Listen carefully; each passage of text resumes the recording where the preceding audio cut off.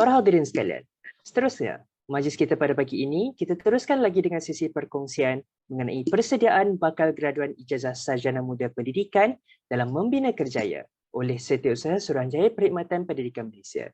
Suka untuk saya ingatkan kepada para hadirin sekalian, khususnya yang menonton kami melalui siaran langsung Facebook Live, program pendidikan Islam APIUB, untuk meninggalkan komentar-komentar ataupun komen-komen ataupun soalan-soalan berkenaan perkongsian yang akan disampaikan sebentar lagi. Untuk itu, majlis dengan segala hormatnya menjemput Encik Marazi bin Hashim, Setiausaha Suruhanjaya Perkhidmatan Pendidikan Malaysia untuk memulakan sesi perkongsian kita pada pagi ini. Majlis dengan segala hormatnya mempersilakan. Bismillahirrahmanirrahim. Terima kasih Saudara Muazzam selaku pengacara majlis bagi program kita pada pagi ini. Assalamualaikum warahmatullahi taala wabarakatuh dan salam sejahtera. Terima kasih juga kepada Yang Berbahagia Tan Sri Dr. Khair Muhammad Yusof, Pengerusi Suruhanjaya Perkhidmatan Pendidikan, Yang Berusaha Profesor Madya Dr. Muhammad Fauzi bin Hamad, Pemangku Pengarah Akademi Pengajian Islam Musim Melaya, tenaga pengurusan akademi dan juga tenaga pengajar Akademi Pengajian Islam Musim Melaya, dan tak dilupakan juga mahasiswa, mahasiswi, guru-guru pelatih sarjana pendidikan Islam Musim Melaya dan juga mereka-mereka yang mengikuti program kita pada pagi ini.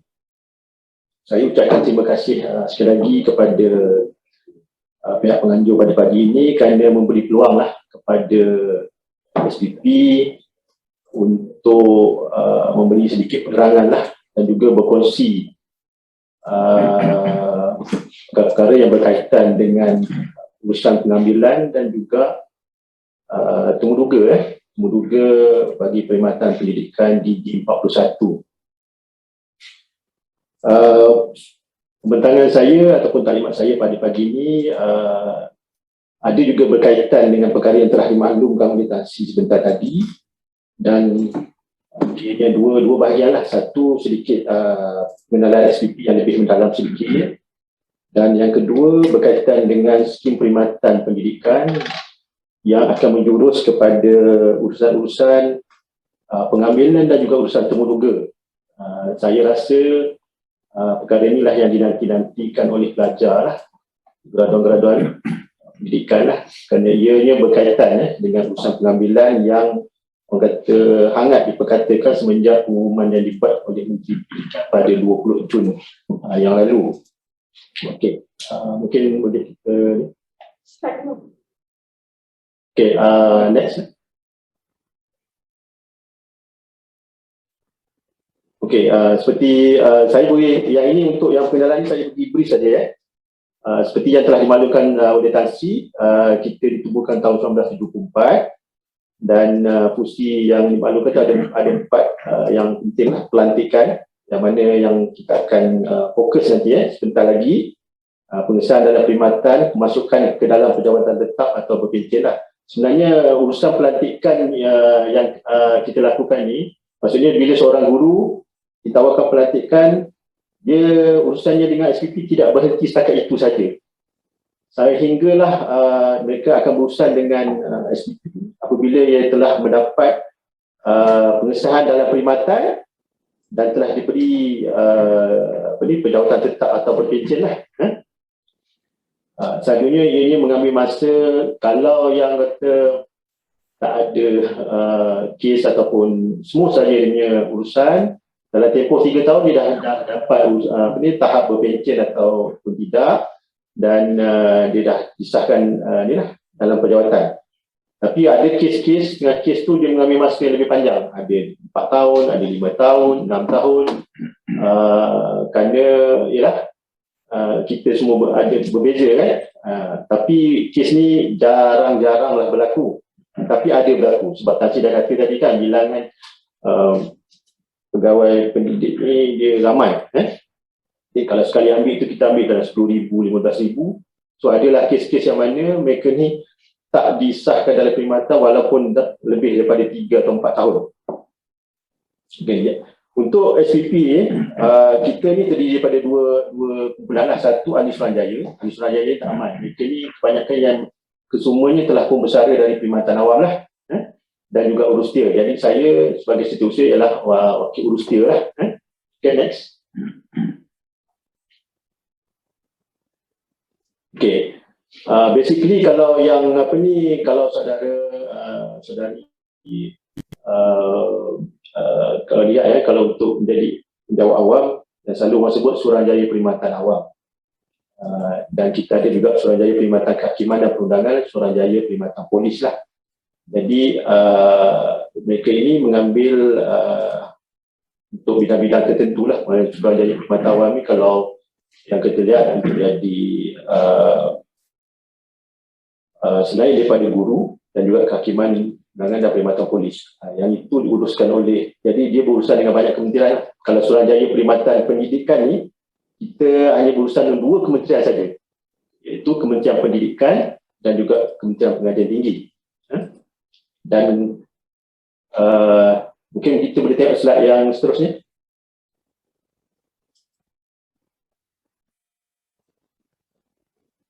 Okey, ini adalah ahli-ahli Suruhanjaya. Kita ada semuanya 13 orang saja. Jadi mungkin boleh tengok-tengoklah, sebab mereka inilah yang akan menjadi pengurusi panel temuduga.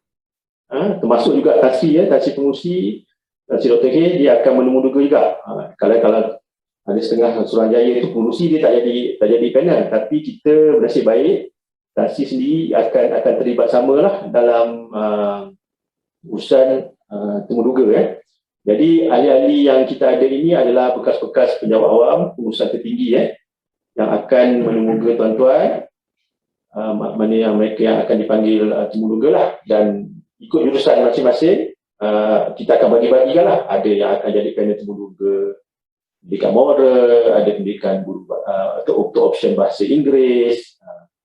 Jadi kita ada 13. Kalau orang tanya kenapa tak ramai, setakat ni 13 ni saja yang kita nanti. Kalau di SP pun begitulah. Sebab kita nak jaga kita punya, orang kata dari segi kualiti tu. Kita tak nak ramai tapi kualiti tak ada. Okay, next slide. Kita pergi cepat. Okay, ini seperti yang tadi dah maklumkan, tugas dan fungsi. Kita ada lagi Suruhanjaya yang membuat pengurusan pelantikan. Kita ada makluman tadi, kita terlibat juga dari segi urusan tata tertib, lembaga tata tertib dan lembaga rayuan tata tertib, dan juga menimba rayuan naik pangkat. Kalau ada kes-kes yang mana mereka tak bersetuju dengan keputusan naik pangkat, lembaga naik pangkat di kementerian, mereka akan merayu di SPP lah. Okey, kita selain daripada ahli Suruhanjaya, kita ada urus dia SPP. Okey, next. Untuk makluman mahasiswa-mahasiswi semua, mungkinlah masa-masa sebelum ni kan ramai yang mengeluh kan, SPP ialah macam tak buat kerja lah. Tapi untuk makluman lah, dari segi bilangan pejawatan dan orang yang bekerja di SPP ni, urus dia hanya ada sampai 262. Itu pejawatan. Tapi dari segi pengisian dia tak sampai banyak tu lah. Ada 230 macam tu. Dan kita ada pejabat kita di Sabah dan juga di Sarawak, 25 jawatan. Jadi sebenarnya untuk makluman memang kita tak aman pun. Cuba bayangkanlah, kalau seperti yang Tansi maklumkan tadi, kita sekarang ni menerima 40,000 permohonan. Sebenarnya permohonan yang kita terima ni, kata kalau urusan yang untuk universiti awam ni, dia dah jadi 3 kali ganda daripada urusan yang kita biasa buat tahun-tahun sebelumnya. Ini tidak mengambil kira urusan-urusan lain yang kita buat. Kita nak ambil untuk tenaga anggota perkhidmatan pendidikan, itu macam kerani ke yang berkhidmat di sekolah tu. Sebenarnya kalau setahun tu kita rasanya dalam 20,000 dia. 20,000 orang yang kita ambil untuk semua urusan. Tapi tahun ni benda yang kita tidak masuk dalam perancangan kita berlaku lah. Jadi kita dikendaki untuk menyediakan sumber manusia untuk 18,000 lah. Okay, next. Ini adalah skema perkhidmatan. Dia kalau you nak jadi guru, nak masuk dalam perkhidmatan awal ni you kena tahu skim perkhidmatan tu apalah. Jadi dalam untuk pendidik ni dia skim perkhidmatan pendidikan untuk jadi guru di sekolah-sekolah, manakala yang untuk jadi pensyarah di kolej komuniti dan juga politeknik dia dipanggil pegawai pendidikan pengajian tinggi. Sebenarnya tuan-tuan boleh juga mohon sebenarnya sebab dia open untuk skim pegawai pendidikan pengajian tinggi ni you boleh mohon. Sebab dia tidak mensyaratkan sebenarnya kalau boleh beritahu rakan-rakan yang lain, kalau yang tak ada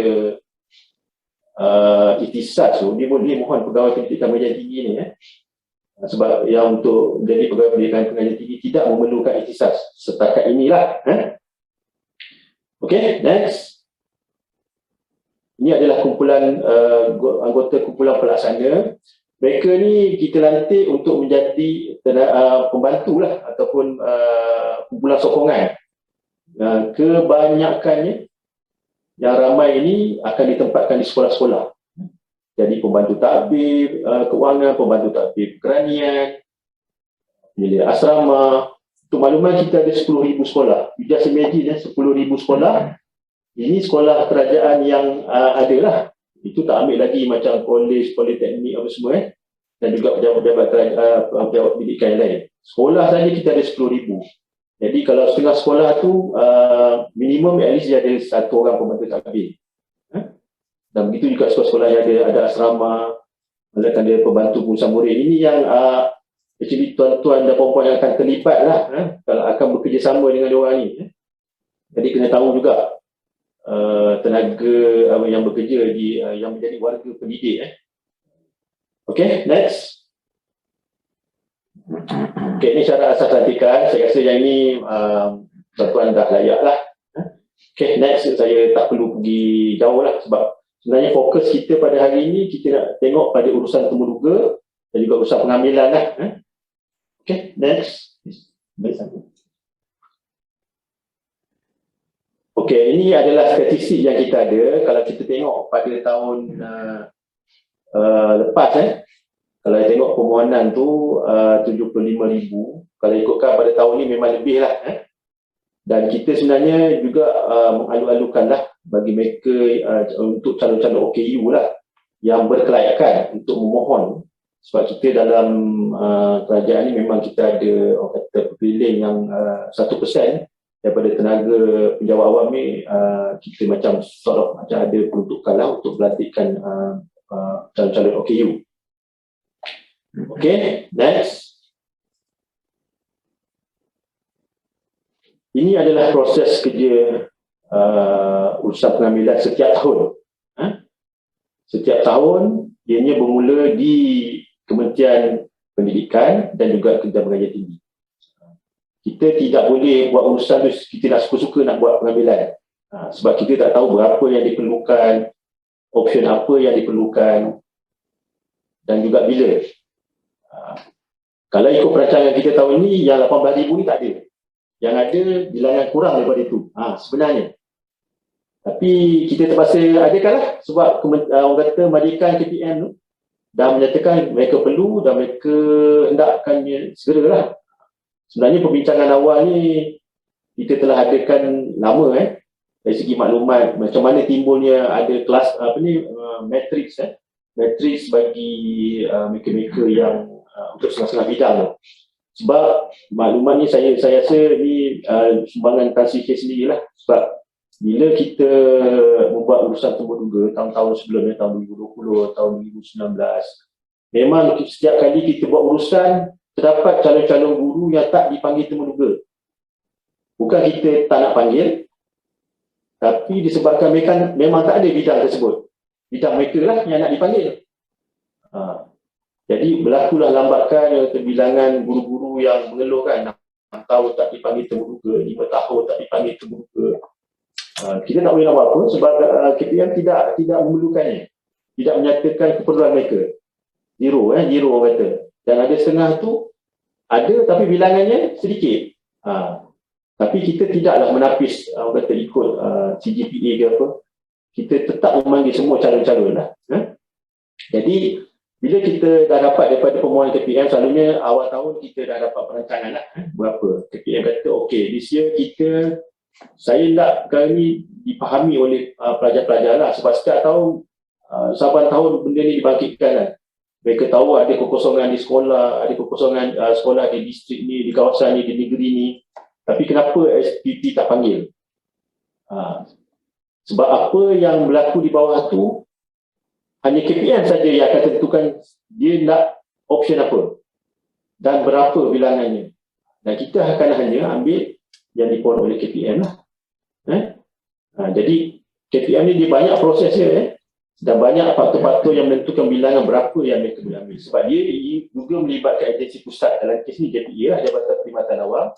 Mereka akan melihat kekosongan yang dipohon oleh KPM dan mereka akan bagi satu figure lah. Contohnya lah, guru ada kekosongan 20,000. JPA akan kata, okay, kita akan bagi kelulusan 10,000 untuk diisi. Dan 10,000 ni dikongsi oleh KPM, dan bagi KPM ni kongsi juga dengan anggota perkhidmatan sokongan tadi. Begitulah lebih kurang dia punya ni. Jadi bila dah dapat, dia akan forward kepada kita dan kita akan iklankan lah. Dan calon-calon akan memohon lah, akan melihat iklan, okey, SPP dah keluarkan iklan, tengok bidang apa yang ditawarkan lah. Di situlah berlakunya sebelum tahun-tahun 2021 ni, ada calon yang kata, oh tak ada lah bidang saya nak ditawarkan oleh SPP sebab SPP tak minta, tak ada keperluan. So tak ada lah. Okey. Kemudian kita ada proses tapisan. So sekarang ni untuk yang calon-calon bagi program pengambilan muat-off ini, sekarang berada dalam proses tapisan. Dan selepas proses tapisan ni, kita akan proses dengan temuduga lah. Kita akan umumkan calon-calon yang layak untuk dipanggil temuduga. Dan seterusnya pelantikan. Okey. Tugas SPP dia berakhir dekat pelantikan, nombor 5. Kita tak akan terlibat dengan urusan yang nombor 6. Iaitu penempatan oleh KPM. Cuma bila anda ditempatkan, sebenarnya ada urusan-urusan lain yang masih berkait dengan Suruhanjaya Perkhidmatan Pendidikan lah. Tetapi kalau saya tengok soalan-soalan yang diberi pada kita ni, adalah yang berkaitan dengan penempatan ni. So saya mohonlah you all faham, penempatan bukan di bawah SPP. Walaupun namanya pendidikan, tapi kita hanya melantik saja. Di mana anda ditempatkan, itu adalah urusan Kementerian Pendidikan Malaysia. Sebab, ialah sekarang ni kalau ikut pengalaman saya lah di KPM, diorang ni bila melapor diri, bawa sekali dengan surat memohon bertukar. Kebanyakan, tak kira lah, sama ada dia kerani ke, dia guru ke, bila dia lapor diri je, dia dah bawa surat untuk tukar. Which is something yang sedih jugalah. Masa temuduga boleh semua. Boleh ditempatkan tu, boleh ditempatkan ni. Tapi bila lapor diri, ada juga lah yang bawa surat untuk bertukar lah. Okay. Next, kita ke slide yang seterusnya.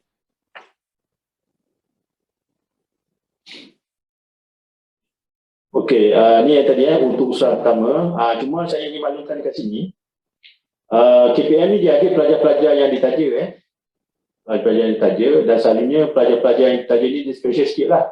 Bila ditaja ni dia expected to dipanggil temuduga dan dilantik lah. Dia lain daripada, sebab dia dah masuk dalam perancangan KPM. Okay, maklumat kekosongan jawatan dan option diberikan oleh KPM dan KPD pada kita pada awal tahun lah untuk kita buat perancangan. Cuma kita mungkin dalam tempoh in the future lah, kita kalau boleh tak tunggu awal tahun, kita tahun sebelumnya tu kita dah rancang lah keperluan, ambil kira kekosongan yang ada. Dan jadinya tahun 2022 contohnya, tahun 2022 ni memang kita kena tengok balik lah, sebab kita dah buat pengambilan yang ramai lah pada tahun 2021 ini. Okay, seterusnya next slide yang seterusnya. Ini adalah orang kata portal lah, di mana tuan-tuan saya rasa mana yang dah pemohon tu dah melalui proses inilah.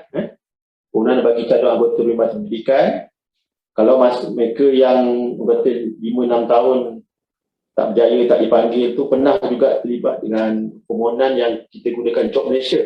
Kalau mana yang sempatlah menggunakan Job Malaysia sebelum kita gunakan, sebab yang ini pun kita hanya gunakan mulai tahun lepas, mulai Julai 2020. Sebelum tu kita guna Job Malaysia, kita berkongsi dengan swasta sekali. Jadi kita banyak masalah, so kita keluar daripada Job Malaysia, kita bangunkan yang sendiri lah, Suruhanjaya Perkhidmatan Pendidikan. Okay, next. Alright, seperti yang Tan Sri maklumkan sebelum ni, tahun 2019 dan tahun-tahun sebelum ni memang kita tak pernah terfikir pun lah. Memang urusan temuduga ni kita buat bersemuka, physically bersemuka lah. Dan kita ada buat di negeri-negeri, kita ada buat ikut zoning, dan juga ada yang tertumpu di Putrajaya. Tapi keadaan tidak mengizinkan kita lah. Tahun 2020 bila kita dilanda pandemik, maka kita terpaksa ubah bentuk kaedah temuduga ini. Kalau jadi peringkat awal dulu kita ada beberapa pendekatan lah. Kita ada video conferencing dan juga rakaman video. Tapi untuk temuduga untuk universiti awam, kita rasa lebih sesuai untuk dibuat temuduga secara video conferencing ni lah. Sebab dia lebih dekat lah, orang kata hampir kepada temuduga bersemuka, untuk memudahkan kita untuk menilai lah. Walaupun dia tidak 100% sama, tapi at least kita dapat hampir lah kepada kaedah tersebut, kaedah bersemuka.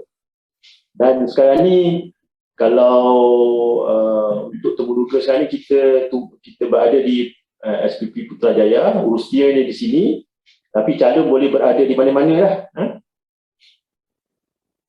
Kita ada juga kadang-kadang tu panel berada di rumah, dan wakil jabatan berada di pejabat di mana-mana. Tu ada advantage dan disadvantage lah. Advantage-nya tadi tu panel boleh berada di mana-mana, dan calon pun kalau ikutkan berada di rumah lah. Okay, urustia seperti biasa kita ada urustia kita, memang setiap satu panel tu ada satu urustia lah. Dan untuk makluman bakal-bakal calon yang temuduga ni, ahli lembaga temuduga ni terdiri daripada 2 orang lah, pengurusi dan juga wakil jabatan. Kalau pengurusi yang tadi 13 orang, dan wakil jabatan ni bergantung pada option yang ditemuduga. Kalau option kimia, maka akan datanglah guru yang bidangnya adalah bidang kimia. Dan kebiasaannya kita akan minta kementerian untuk menyediakan guru-guru daripada guru cemerlang, untuk bidang option tersebut. Jadi mereka ni lah yang orang kata tanya perkara-perkara subjek matter yang tuan-tuan belajar lah. Manakala pengurusi ni di overall. Jadi dari segi pemakahan, daripada 100 tu 70 datang daripada pengurusi, dan wakil jabatan 30%. Walaupun sedikit, kalau tengok markah minimum untuk diperakukan tu ialah 30. Jadi consist of, kalau pengurusi 49, wakil jabatan 21. Kebiasaannya wakil jabatan pun walaupun dia 30, kalau wakil markah pengurusi bagi 70 tapi wakil jabatan dia tak, orang kata macam tak menyokong, ada kemungkinan tuan-tuan tak dilantik lah, tak berjaya lah benda. Dan markah kita kat sini memang kita masukkan secara online, dia masuk dalam sistem dan tak perlu kira-kira lah, kita akan secara auto saja dia punya tu. Alright. Okay, next. Okay, ini kenapa kita buat berkumpulan. Pertama, Orang kata mudah untuk membuat perbandingan. Kita tengok yang sebelah kanan dulu. Apabila dibariskan bersama. So, calon-calon anda akan bersama dengan calon-calon daripada industri lain dalam bidang yang sama. Dan untuk kali ini, anda akan bersaing dengan mereka-mereka daripada FPTS yang layak untuk dipanggil temuduga. Dan orang kata, macam tadi saya kata tadi, very kompetitif sebenarnya. Untuk kalau kita lihat berdasarkan pada permohonan yang kita terima ni, memang ada setengah-setengah bidang tu ramai calonnya. Jadi ramai inilah. Mungkin ada orang tanya kenapa tak buat temuduga seorang-seorang. Kalau seorang-seorang, saya ingat sampai tahun depan pun kita tak habis untuk urusan temuduga ni.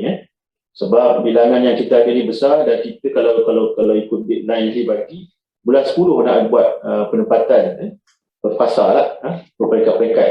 Jadi kita memang untuk urusan temuduga guru ni memang kita memang buat secara berkumpulan lah. Tambah pula kita nak jimatkan masa dan kos tenaga. Kita tak mampu. Kalau kita nak buat seorang-seorang ni, kita kena buat tapisan lain lah. Jadi kita lebih strict lah daripada segi nak panggil temuduga ni. Tapi kita rasa kaedah yang kita buat ni lebih efektif lah. Dan kita membolehkan calon-calon menyesuaikan diri dalam masa yang singkat lah bila temuduga. Kadang-kadang dalam satu-satu kumpulan tu ada yang kata nervous mula-mula tu memang dia orang tak boleh kalau seorang memang kira fail lah. Tapi dengan berkumpulan ni at least bagi masa mereka untuk orang kata buat adjustment bila melihat rakan-rakan beri jawapan tu, at least datang balik idea macam mana nak ni lah. Okay, next.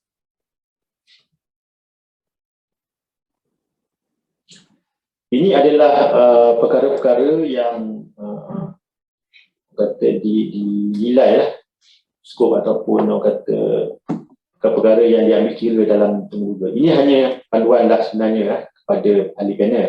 Tapi kita berkongsi dengan para calon-calon atau bakal-bakal guru ni.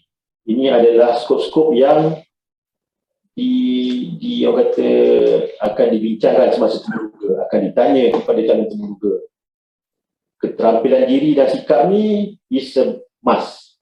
Walaupun tuan-tuan dan puan-puan berada di rumah, hendaklah orang kata keterampilan diri dan sikap itu seolah-olah anda berada di tempat temuduga.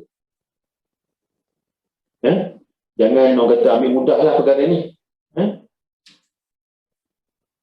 Dan yang kedua, keupayaan berfikir dan kemahiran berkomunikasi. Yang ini seperti yang Tan Sri dah pesan tadi, melengkapkan diri.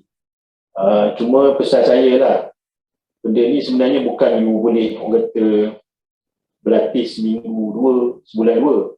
Benda ni sebenarnya masa you dah belajar 4 tahun tu you dah orang kata accumulate keupayaan berfikir dan kemahiran berkomunikasi. Selalu guru patutnya dia boleh bercakap Saya lihat kalau orang jadi guru ni patutnya dia orang kata hebat lah berhujah bercakap ni sebab dia nak mengajar kan di depan kan. Sebab pelajar-pelajar sekarang ni memang berbeza daripada dulu Dan yang seterusnya, pengetahuan am isu semasa pendidikan. Okey, pengetahuan am isu semasa pendidikan ni komponen yang saya rasa saya tak pasti ni you all ni generasi Z. Z kot generasi Z ada yang Y dan Z. Part yang ini saya rasa ada sedikit kelemahan lah. Saya tak pasti sebab mungkin you all ni lebih kepada Facebook, Twitter, Instagram yang sekarang ni lah yang trend sekarang lah.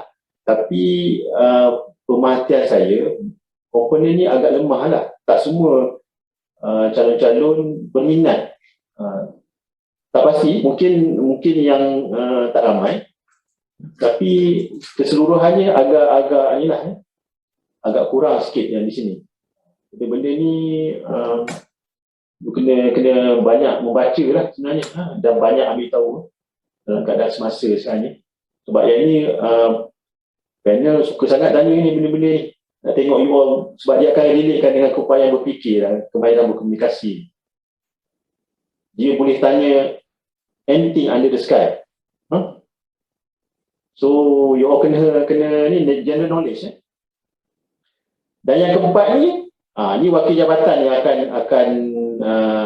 akan banyak bertanya.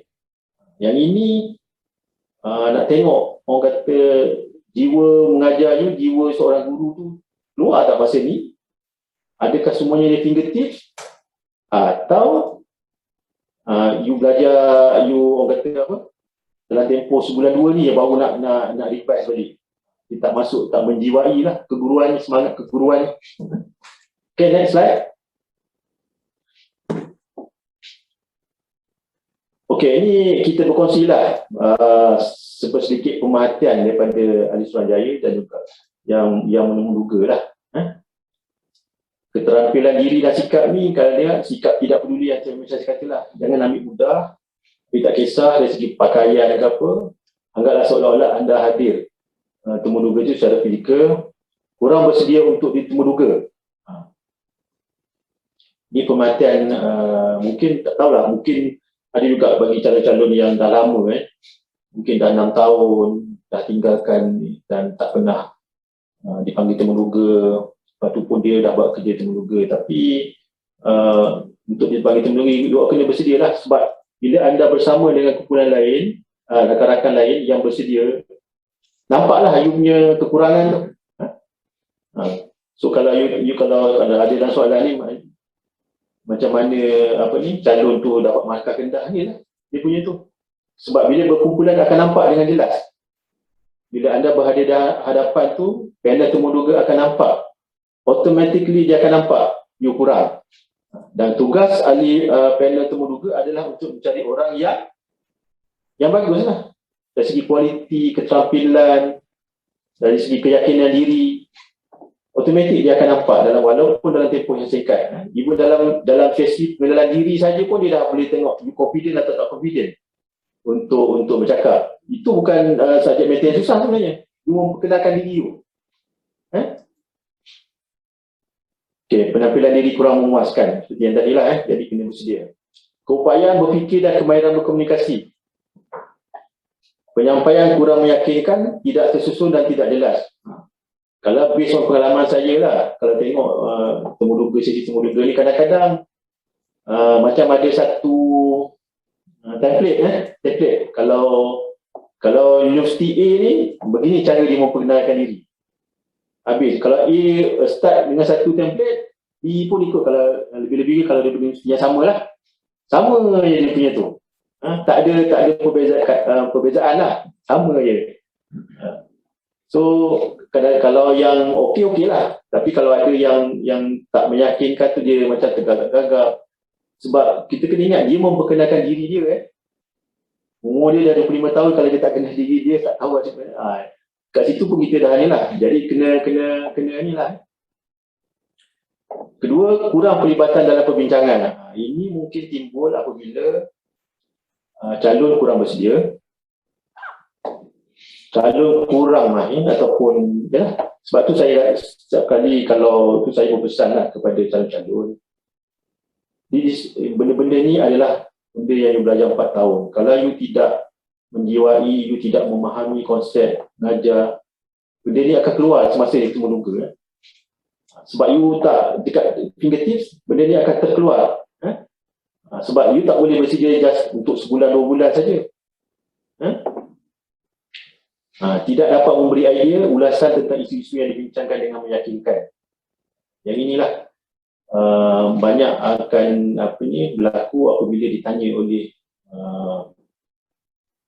fungsi panel temuduga, tak dapat memberi pandangan tentang satu-satu perkara yang dibangkitkan lah. Yang ini akan berkaitan dengan pengetahuan am dan isu semasa pendidikan. Ni tetapi selalunya kalau bab pendidikan ni bolehlah dia menjawab.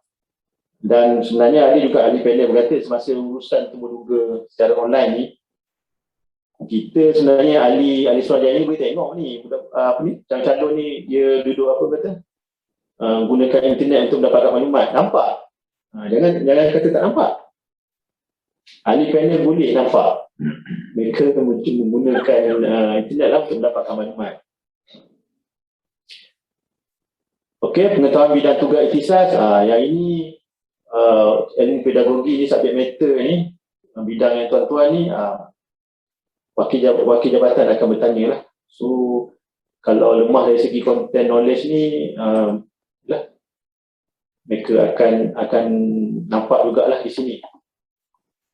Tidak boleh menjawab soalan berkaitan teknik, kaedah, pendekatan pengajaran jelas dan meyakinkan. Bila kita tanya kaedah, bila wakil jabatan bertanya kaedah, you tak boleh nak master benda ni, tak boleh nak terangkan, maka kuranglah markahnya daripada rakan-rakan anda yang lain yang mana dapat menjawab, tahu benda ni. That's why saya mengatakan tadi, perkara-perkara ni sebenarnya you dah belajar 4 tahun, patut benda ni you dah orang kata on the fingertips lah. Kalau sebulan 2 sebelum temuduga baru nak revive apa semua tu, kurang sikit lah, you akan rasa panik sepanik. Alright, kita seterusnya ke slide yang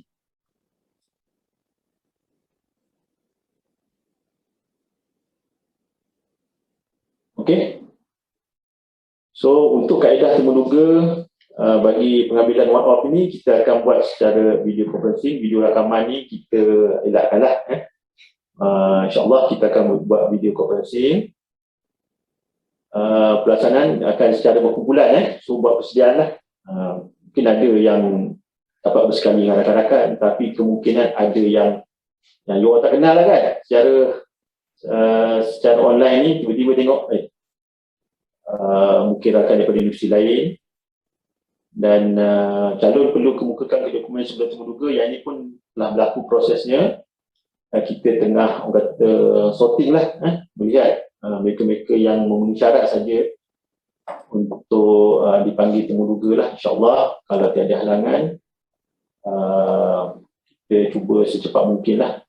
Kalau tak ada halangan, mungkin by end of this month kita akan bersedia lah untuk memanggil temuduga saudara-saudari untuk pelantikan guru DG41 lah.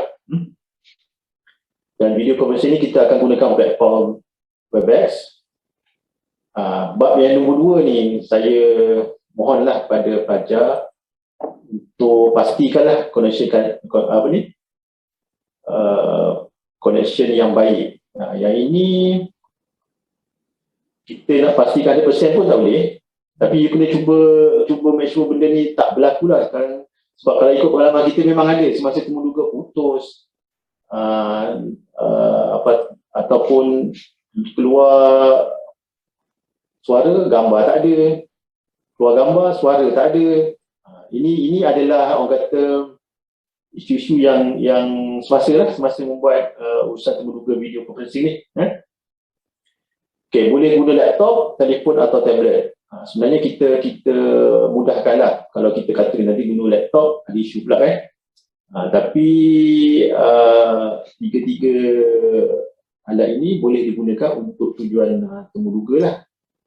Dan pastikan connection yang ada itu baik lah. Kalau tak ada, cuba cari tempat yang boleh dapat connection yang baik. Sebab kalau ikut pengalaman kita dulu, masa peringkat awal pada tahun lepas, memang orang kata calon masa temuduga pun boleh dah orang kata keluar rumah dalam kereta, macam-macam cara. Tapi sekarang ni kita dah perbaiki, kita minta calon-calon bersedia. Kalau di Sabah Sarawak tu kita ada 1 hari khas untuk dia orang test line untuk buat urusan temuduga lah. Okey, yang video rakaman ni selalunya kita, kalau kita tak mampu untuk buat video konferensi, kita akan minta calon menyediakan rakaman video lah berdasarkan soalan atau panduan yang ditetapkan. Yang ini sebenarnya siasat kepada panel lah, dengar dia monotonous tak ada two-way communication, dia dengar je, panel dengar je. The best video konferensi mana kita boleh tanya, you boleh menjawab, dan at least yang untuk video rakaman ni kita ada dalam 5 to 7 minit. Dan ini kita kadang-kadang kita buat untuk ahli untuk anggota pelaksana lah, macam keranian apa semua lah. Okey, ini antara tips-tips urus dia lah kepada bakal-bakal calon temuduga untuk akan datang. Pertama, tempat. Elakkan tempat bising. Ni sebab semua bunyi yang ada di sekeliling tuan-tuan akan masuk. Dan kadang-kadang dia boleh mengganggu lah. Kadang bunyi motor, kadang bunyi masuklah semua, bunyi katak ke, kalau kawasan tu hujan ke apa, macam-macam. Yang kedua, background. Janganlah pilihlah background yang okey sikit kan. Sekarang ni ada apps dia boleh ni lah, boleh gambar kat tepi pantai ke ataupun gambar rak buku apa semua better sikit lah. Jangan nanti you buat belakang tu nampak. Kalau yang play saja pun okey. Dan strong connection tadi tu pasti kena ada lah. Peranti boleh guna laptop, telefon atau tablet, pastikan bateri penuh. Ni satu lagi kadang-kadang kita terlupa. Tengah-tengah temuduga halfway, bateri habis, putus. Masa tu ada juga yang kalau ikut pengalaman kita, ada yang menangis calon-calon. Yang ni kena pastikan bateri penuh. Dan pilihan seperti yang saya dah pesan tadi, kemas, jaga orang kata body language tu kena jaga, dan sentiasa on camera lah. Komunikasi jelas dan teratur, bercakap bila perlu sahaja. Ini penting sebab kita tak nak bercelaru lah. Sebab yelah, kita kan dalam platform ni kalau ditanya baru jawab, dan mungkin kalau panel bertanya ada siapa-siapa nak buat tambahan, barulah boleh cakap lah. Kalau tidak, kita tak perlu cakap tanpa ditanya lah. Okay, soalan pelbagai merangkumi bidang tugas hingga pengetahuan. Ini yang saya kata tadi lah. Soalan boleh ditanya dari pelbagai sudut, pelbagai arah lah. Yang seperti yang saya katakan tadi, pengetahuan am tu penting, especially dalam keadaan sekarang lah. Okay, next.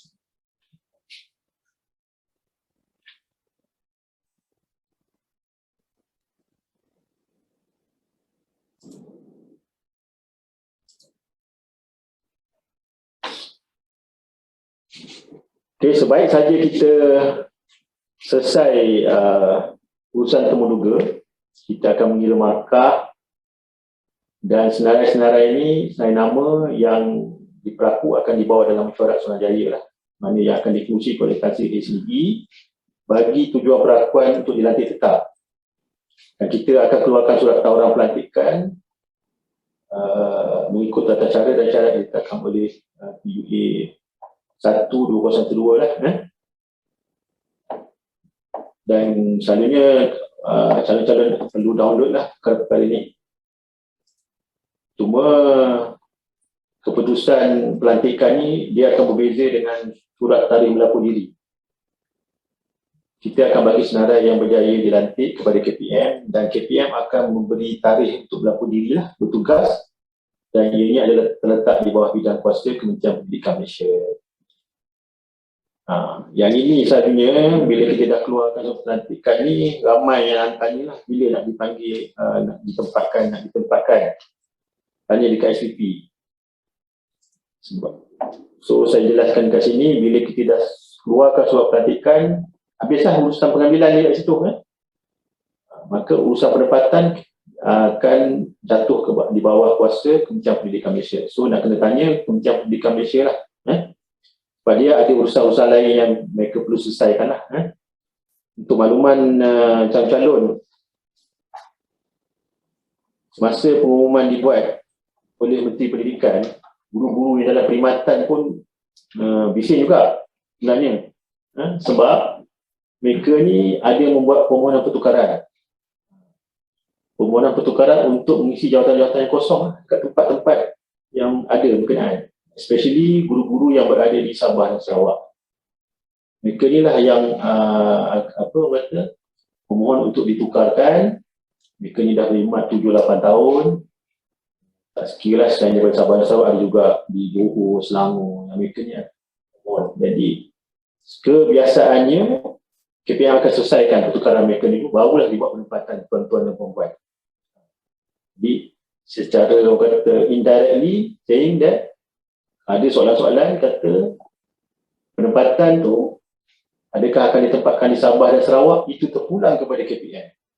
Kalau ada kosong, dia biasanya dia akan tempat selepas dia buat urusan pertukaran pegawai-pegawai yang sedia ada, kemudian baru dilihat penempatan calon-calon baru. Okay, next.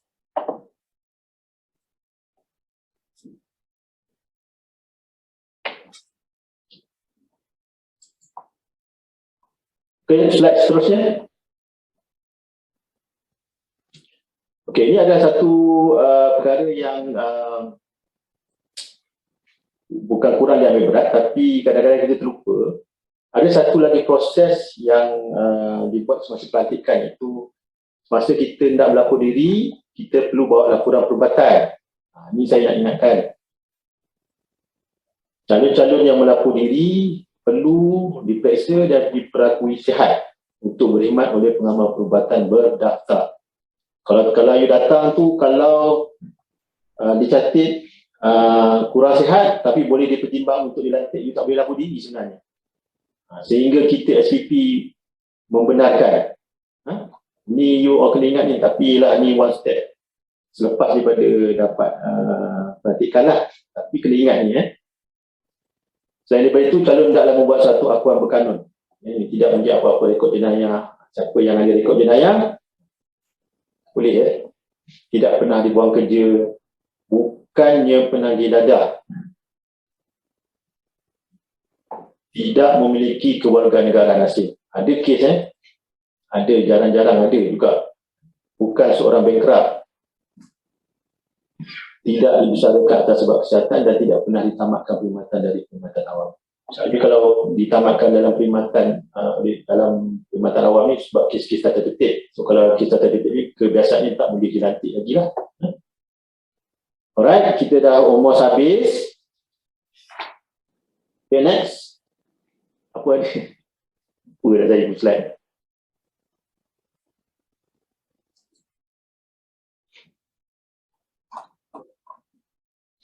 Okey, ini untuk sepintasan dulu lah. So kebanyakan tuan-tuan dia akan jatuh dalam kategori ijazah sarjana muda ISMP dalam bidang pendidikan lah. So sepatutnya mata gaji permulaan 2391. Setakat ni masih 2391. Pekerjaan nak tu berubah ke apa tu nak ubah, tu lain kita tengok kemudian.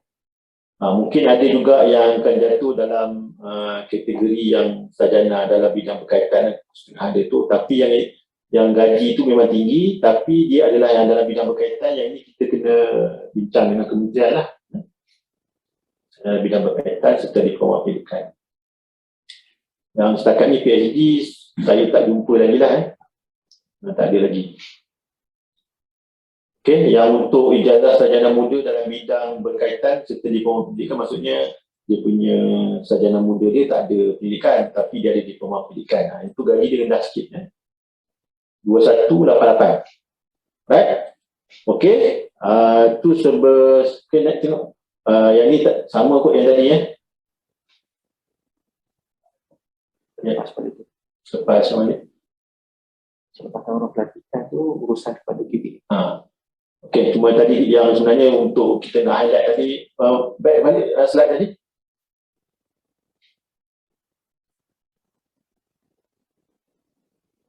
Cuma kita nak stresskan sekali lagi lah.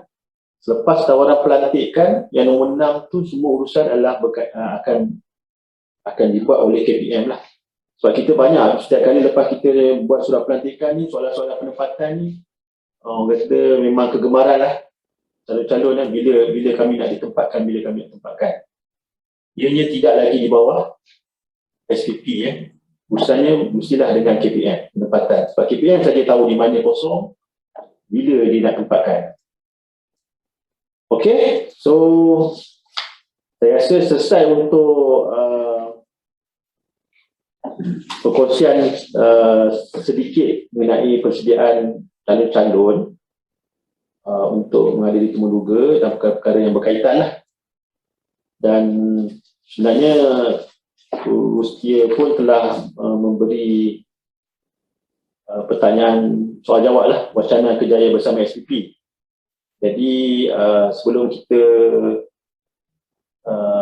mulakan sesi Q&A, saya serahkan baliklah kepada pengacara majlis, Saudara Muazzam lah. Sebelum kita mulakan, bersama saya ni ada 13 soalan. 13 soalan lah. Dan saya tadi adalah bercakap dengan kawan saya, kita ada jawapan pendek dan ada jawapan panjang. Kalau ada soalan-soalan tu pendek jawapannya tak ada ataupun tak no lah. Kalau macam okay, saya serahkan balik kepada Saudara Muazzam. Baik, Encik. Jutaan terima kasih diucapkan pada Encik Marazi bin Hashim atas perkongsian sebentar tadi. Pastinya banyak input atau informasi yang berguna telah diperoleh hadirin dan hadirat sekalian pada pagi ini, khususnya bakal guru dan bakal graduan ijazah sarjana muda pendidikan.